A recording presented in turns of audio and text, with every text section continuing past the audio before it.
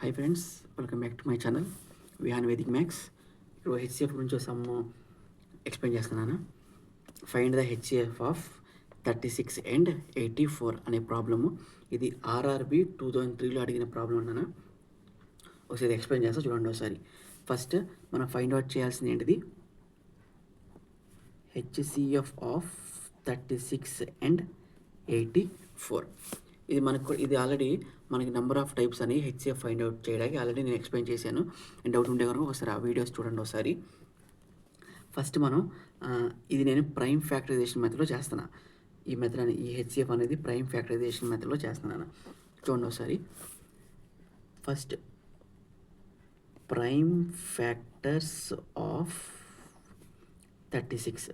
ఈ 36 యొక్క prime factors ఏంటి బాగా మనం రాసుకుంటే, 36 అనే నెంబర్ని ఫస్ట్ నేను ఏం చేస్తున్నానంటే 2తో డివైడ్ చేసుకున్నా. డివైడ్ చేస్తే ఎంత వచ్చింది 18. మళ్ళీ 2తో డివైడ్ చేస్తే 9. మళ్ళీ 2తో డివైడ్ అవ్వదు కాబట్టి 3. అంటే 36ని ప్రైమ్ ఫ్యాక్టర్స్లో రాసుకుంటే 2 × 2 × 3 × 3 అనమాట. అంటే 2s 2 ఉన్నాయి కాబట్టి 2², 3s 2 ఉన్నాయి కాబట్టి 3². నెక్స్ట్ ఇంకో నెంబర్ ఏంటి మనకి ఇచ్చింది, ప్రైమ్ ఫ్యాక్టర్స్ ఆఫ్ 84.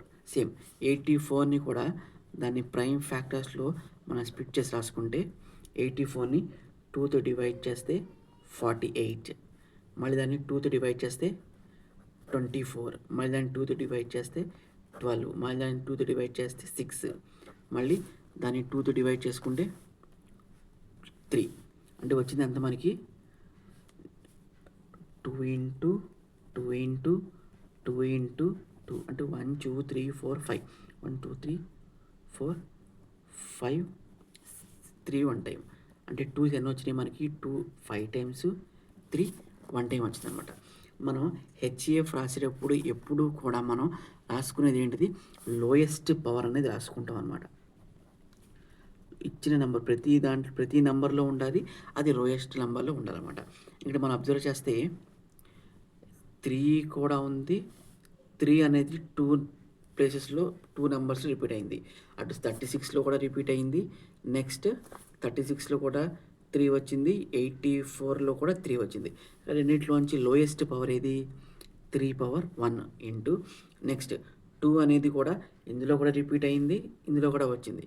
కానీ ఆ రెండిట్లోంచి లోయెస్ట్ పవర్ ఏది, 2/2. అంటే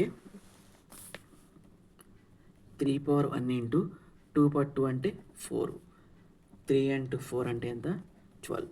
అంటే ఎల్సిఎం ఆఫ్ 36 and 84 అంటే 12 అనే ఆన్సర్ అన్నమాట. ఓకేనా? Thank you so much.